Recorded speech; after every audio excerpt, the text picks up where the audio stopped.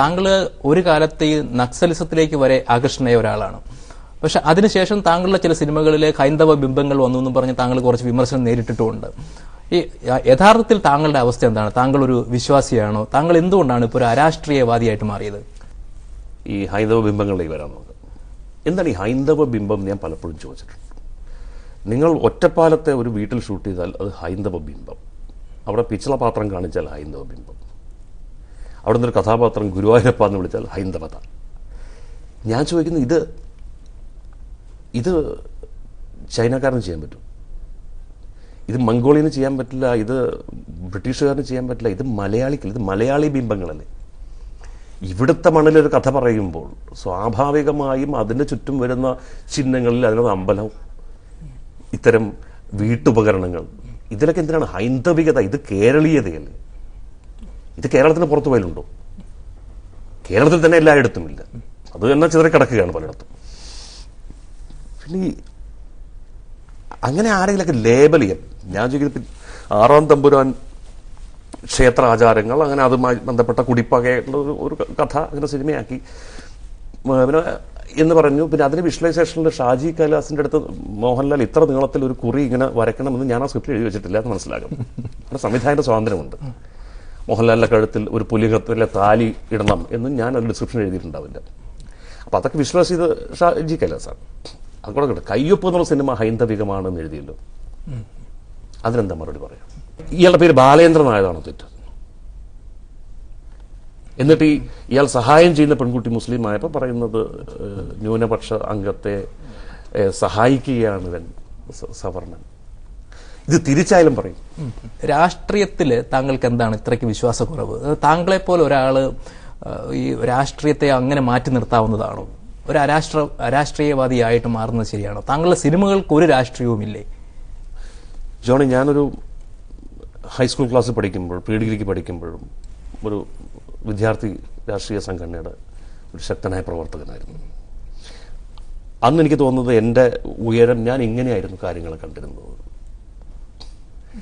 ഇന്ന് ജീവിതം ഈ സമൂഹത്തിൻ്റെ, കേരളീയ പൊതുസമൂഹത്തിൻ്റെ ഏതാണ്ടൊരു ഉന്നതിയിൽ നിന്നല്ല, ഈ മേൽത്തട്ടിലെ ചില കാര്യങ്ങളൊക്കെ കാണാൻ കഴിയുകയും ആളുകളെ കാണാൻ കഴിയുകയും പത്രമാധ്യമങ്ങളിലൂടെ അല്ലാതെയും ചില കാര്യങ്ങളൊക്കെ കേൾക്കുകയൊക്കെ ചെയ്യുമ്പോൾ വിശ്വാസം നഷ്ടപ്പെട്ടു പോവാണ്. എന്താണ് സംഭവിക്കുന്നത്? നമ്മൾ ശരിയെന്ന് കരുതിയതും ഒന്നും ശരിയാവുന്നില്ലല്ലോ. എല്ലാത്തിൻ്റെ പിറകിലും മറ്റ് ചില അജണ്ടകൾ അങ്ങനെയൊക്കെയാണോ നടക്കുന്നത്? അപ്പോൾ സത്യത്തിൽ മാറി നിന്നു പോവുകയാണ്. അല്ലാതെ ഇതിനെ മാറ്റിമറിക്കാൻ ഏതെങ്കിലും ഒരു പ്രസ്ഥാനത്തിന്റെ ഭാഗമായി അല്ലെങ്കിൽ സ്വയം ഒരു പ്രസ്ഥാനമായി മാറാനുള്ള ശേഷി എനിക്കില്ല. അല്ല, ഇപ്പൊ താങ്കൾക്ക് ആ രാഷ്ട്രീയത്തിലുള്ള വിശ്വാസം നഷ്ടപ്പെടുന്നത് പോലെ ഈ കേരളത്തിലെ പ്രേക്ഷകർക്ക് സിനിമയിലുള്ള വിശ്വാസവും നഷ്ടപ്പെടാൻ മതിയായ കാരണങ്ങളിലൂടെ ഇല്ലേ? ഇപ്പോൾ മാക്ടയുടെ പേരിൽ തന്നെ നടക്കുന്ന കാര്യങ്ങൾ അത് കണ്ടു കഴിഞ്ഞാൽ തന്നെ വേണമെങ്കിൽ ഈ സിനിമയിലുള്ള വിശ്വാസം നഷ്ടപ്പെടാമല്ലോ. ഇത്രയും കാലത്തെ രാഷ്ട്രീയ രംഗത്തെ പല കാര്യങ്ങളും കണ്ടും കേട്ടിട്ടും ആളുകൾ വോട്ട് ചെയ്യാൻ പോകുന്നുണ്ട്. അത് നിർത്തിയിട്ടില്ല. അതുകൊണ്ട് മാക്ടയുടെ അടിയൊക്കെ നടക്കും. അടുത്ത സിനിമ വന്നാൽ അത് കാണാൻ പോവുകയൊക്കെ ചെയ്യും. അല്ലിപ്പോ താങ്കൾക്ക് ഇപ്പൊ ഒരു വ്യക്തിപരമായിട്ട് പോലും ഈ രാഷ്ട്രീയ നേതാക്കളോട് ഒരു താല്പര്യം, ഒരുപാട് നല്ല ആളുകളുമായി അടുത്ത നല്ല ബന്ധമുണ്ട്, നല്ല പരിചയമുണ്ട്. അതൊന്നും ഞാനെന്ന് പറയുന്ന ഒരു സമൂഹ ജീവി എന്ന നിലയ്ക്ക് എൻ്റെ പ്രശ്നങ്ങളുമായി ഉള്ള ബന്ധമല്ല.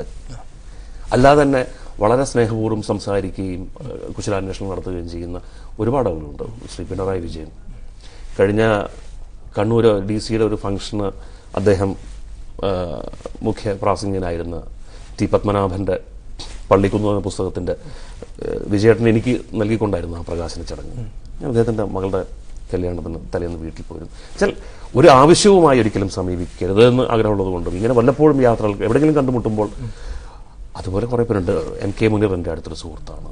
പിന്നെ കോൺഗ്രസിലായാലും നമ്മുടെ വേണുഗോപാൽ, ശ്രീ G കാർത്തികേയൻ, അങ്ങനെ ചില പേരുകൾ വിട്ടുപോകുന്നുള്ളൂ. പിന്നെ പഴയ CP ജോൺ എന്നൊക്കെ പറഞ്ഞാൽ എൻ്റെ പഴയ നേതാവായിരുന്നു ഞാൻ. ഗുൽമോഹറിൽ താങ്കൾ നായകനാണ്. താങ്കളുടെ അഭിനയശേഷിയെ സിനിമ കണ്ടവരൊക്കെ പ്രശംസിക്കുകയും ചെയ്തു. ഇപ്പോൾ അതിൽ നിന്ന് താങ്കൾക്ക് കിട്ടുന്ന ഒരു മാനസിക ഊർജ്ജമുണ്ടല്ലോ, അത് എങ്ങനെയാണ് ഒരു തിരക്കഥാകൃത്ത് എന്നുള്ള നിലയിൽ വിജയിക്കുമ്പോൾ അല്ലെങ്കിൽ ഒരു സംവിധായകൻ എന്ന നിലയിൽ വിജയിക്കുമ്പോൾ കിട്ടുന്ന ഊർജ്ജവുമായിട്ട് വ്യത്യസ്തപ്പെട്ടിരിക്കുന്നത്? സംവിധാനം ചെയ്തൊരു സിനിമ എഴുതി സംവിധാനം ചെയ്തൊരു സിനിമ കണ്ടിട്ട് കിട്ടുന്ന അപ്രിസിയേഷൻ ഇതിന് വ്യത്യാസമുണ്ട്. ഇത് അത്രയ്ക്ക് അങ്ങോട്ടൊരു, കാരണം എനിക്കിതിനോട് ഇപ്പോഴും ഒരു അകൽച്ചയുണ്ട് ഈ അഭിനയം എന്ന് പറയുന്നത്. കാരണം ഞാൻ നല്ല അഭിനേതാക്കളെ ബഹുമാനിക്കുന്ന ഒരാളാണ്. ഇപ്പോൾ ഗുൽമോഹറിലെ ഇന്ദുചൂടൻ എന്ന് പറയുന്നത് കണ്ടവർ എന്തോ നന്നായി എന്ന് പറയുന്നുണ്ട്. പക്ഷേ എനിക്കെന്നെ സ്വയം ഒരു നടനായി ഞാൻ അംഗീകരിക്കില്ല.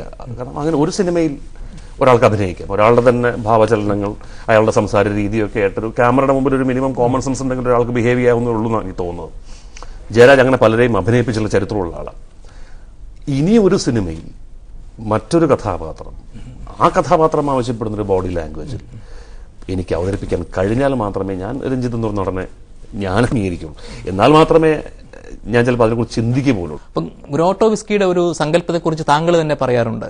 അതായത് ഒരു ആക്ടർ ഏറ്റവും നല്ല ആക്ടർ ആണെന്നുണ്ടെങ്കിൽ പ്രോസ്റ്റിറ്റ്യൂട്ട് ആക്ടർ ആയിരിക്കണം എന്ന് പറഞ്ഞാൽ കൊടുക്കുന്ന വേഷം അതുപോലെ ആടിത്തീർക്കണമെന്ന്. അങ്ങനെയെങ്കിൽ താങ്കളെ ഒരു പ്രോസ്റ്റിറ്റ്യൂട്ട് റൈറ്റർ എന്ന് വിളിക്കാവും. എന്നെ സംബന്ധിച്ചോളം നിങ്ങൾ ഈ പറയുന്ന പേര് ഞാൻ അടക്കമുള്ള മെയിൻ സ്ട്രീം എഴുത്തുകാർക്ക് വേണമെങ്കിൽ വിളിക്കാവുന്നതാണ്. കാരണം പണത്തിന് വേണ്ടിയാണ് ജോലി ചെയ്യുന്നത്. പണം തന്നെയാണ് ലക്ഷ്യം. പണം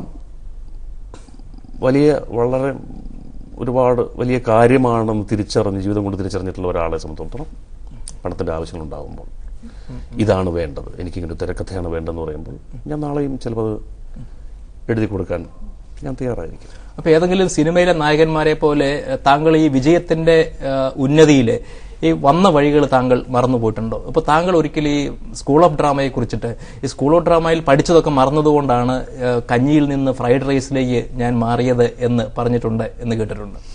ഇതൊക്കെ ഓരോ ഇതൊന്നും വലിയ വെളിപാടുകൾ തത്വമായിട്ടൊന്നും ഇതൊക്കെ ചോദ്യകർത്താക്കളിൽ നിന്നും കിട്ടുന്ന, ഞാനും താങ്കളും സംസാരിക്കുന്ന പോലെ ആവില്ല ചിലപ്പോൾ മറ്റൊരു ആളുമായിട്ട്. ഇതിനൊക്കെ കെമിസ്ട്രി ഔട്ട് ഓഫ് കോണ്ടസ്റ്റ് ആയിട്ട് ചിലപ്പോൾ തമാശയ്ക്ക് പറഞ്ഞല്ലോ. സ്കൂൾ ഓഫ് ഡ്രാമയൊന്നും ഞാൻ അങ്ങനെ തള്ളി പറയുന്നതല്ല. പിന്നെ നാടകത്തിനോടുള്ളൊരു അഗാധമായ പാഷനുമായിട്ടല്ല ഞാൻ സ്കൂൾ ഡ്രാമയിൽ എത്തിയത്. സത്യത്തിൽ നാടകവുമായിട്ടുള്ള ചെറിയ ബന്ധങ്ങളുണ്ടായിരുന്നു. എനിക്ക് ഈ സാമ്പ്രദായിക കോളേജുകളിൽ എവിടെയും ചേരാതെ എങ്ങനെ രക്ഷപ്പെടാമെന്ന് ആലോചിച്ചപ്പോഴാണ് BTA എന്ന് പറയുന്നത്. വീട്ടിൽ പറയാവുന്നതാണ്. It's a degree course, Calicut യൂണിവേഴ്സിറ്റിയാണ്. അപ്പോൾ ഈ സിനിമ അല്ലെങ്കിൽ പിന്നെ രഞ്ജിത്തിന്റെ ജീവിതം എന്താണ്? ഇപ്പോൾ സിനിമ മാത്രമേ ഉള്ളൂ. ഒരു എന്താ പറയുക, ജീവിതോപാധി എന്ന നിലയ്ക്ക് സിനിമ മാത്രമേ ഉള്ളൂ. സിനിമയല്ലെങ്കിലും മറ്റെന്തെങ്കിലും ജോലിയാണെങ്കിലും ഒക്കെ ചെയ്തു നോക്കാമെന്നൊക്കെ ആലോചിക്കാറുണ്ട്. അങ്ങനെ വേണമെങ്കിലും ഒരു,